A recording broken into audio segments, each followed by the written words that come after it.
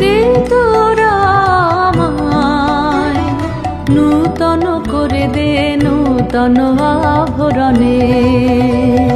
দে তোরা আমায় নূতন করে দে নূতন আভরণে। হেমন্তের অভিসম্পাতে রিক্ত কিঞ্চন কানন ভূমি, বসন্তে হোক দৈন্য বিমোচন নবলাবণ্য ধনে। শূন্য শাখা লজ্জা ভুলে যাক পল্লব আবরণে।